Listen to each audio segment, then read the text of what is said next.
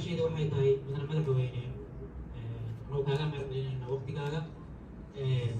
al-shabaab waxa ugu badan ku adeegtaan oo isticmaalaan waa dhalinyarada soomaaliyana waa ognahay shaqala-aanta reydka ay joogto dhalinyaradaas madaxweyne maxaa u qorsho ah markay shabaab ka yimaadaan ama hay soo dhiibaan ama dowladda ta meesha qabato xoogga lagu soo qabto waxaa ognahay meelaha qaar inay jiraan dhalinyaro dhaqan celin loogu sameeyaa inta ugu badan qofku sanadu ku jiraa magaaladu galaa wuxuu haystaa idhigaar dadka kula dhex noolaado sidaas waxaa laga yaabaa inuu dembi kale sii geysto kuwaasna madaxweyne waqtiga ma loo badin karaa ama qorsho kale ma loo dejin karaa mahadsantahay أي قفك كله أو إسرع سنة سدح بسم الله الرحمن الرحيم مدعي وأحمد فعلي waxaan runtii u mahadcelinayaa hay-adda JR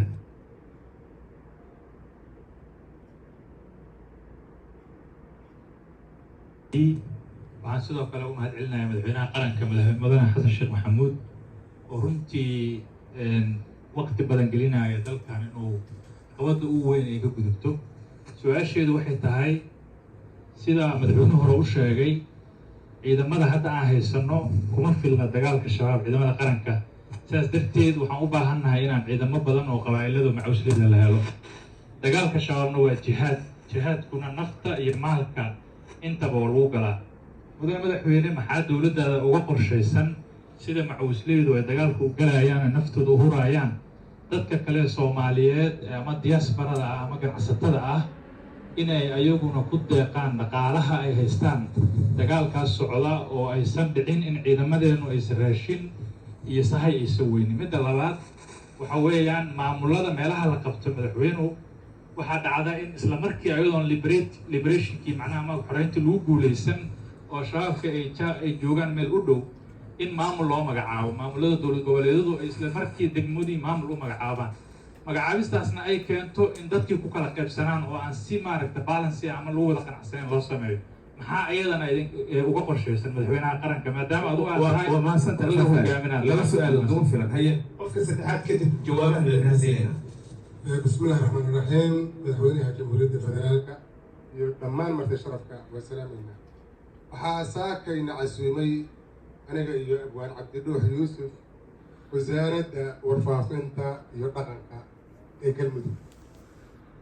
waxay noo casuumeen inaan ka caawino oon gacan ka siino gole abwaan ahaan dhinaca wacyigelinta dagaalka lagu jiro si aan qayb uga qaadano markii aan magaalada soo galnay ilaa saacaddan hadda ah hal baabuur oo mikrafoon la wareegaya ma aanan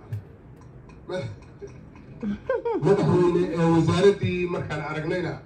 wasaaraddii gaadiid ma hayso telefishinkii ma hayso adoo mahadsan dagaalka shabaab su-aal laga weydiiyey wasaaradda markalan dagaalku waa af iyo adina ma ku tala gasheen wax af ah in dagaalka waa mahadsanta abwaan baraarujinta waay ay madaxweyne waa mahadsantihiin cabdiraxmaan barnaamijka dhaqan celinta waa run waa socdaa laakiin sida uu socdaa isiga oo pilot project ama muxuu project tijaabo ah oo bal waxaan siday u shaqeynayaan isi kale iyo halla arka ahayd waaye capacity-ga ama awoodda barnaamijkaasaana intaas yar iyo muddadaas kooban la ekay laakiin dowladdu wixii laga bartay oo barnaamijkaas laga bartay dhaqan celinta ay hore ay jiray daraaddeed hadda xarunay dowladdu ay dhowaan dhistay la yidhaahdo xarunta tubtasan oo ah dadka in xagjirnimada iyo falalka dheeraada iyo dhan lagala dagaalo waa qodob barnaamij kale oo hubka dhigista iyo dhaqan celinta ah waa goonigiis asna waa u dhaqan galayaa xaruntaas tubsan waxay samayn doontaa xarumo badan ay dowlad goboleedyada dhan inay ka abaabusho xarun dowladeed waaye si dadka maxaan ku rahda loogu dhaqan celiyo dhaqan celintuna meeshaanaad ku xeraysnayd muddood ku jirta bas maahane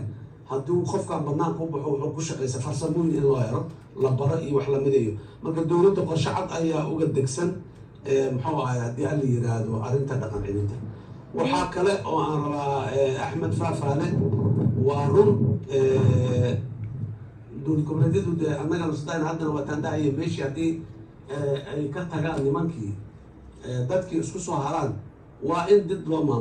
magacaabo laakiin magacaabistaasi waa ku-meelgaar kulli waataan hadda dhehayna waa ku-meelgaar dib u heshiisiin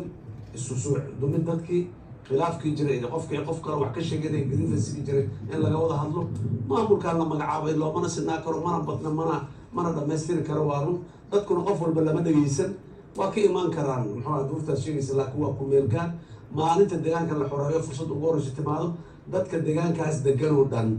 inay inta isku yimaadeen wada tashadaan la yiraahdo maamul saan u yaalo inay samaysataan ama ayagu ay maamuladooda ay samaystaan waa la gaarayaa laakiin inta ka horeysa waxaan dadka Soomaaliyeed in aanay khilaaf iyo kala qaybsanaan aanu ku abuurin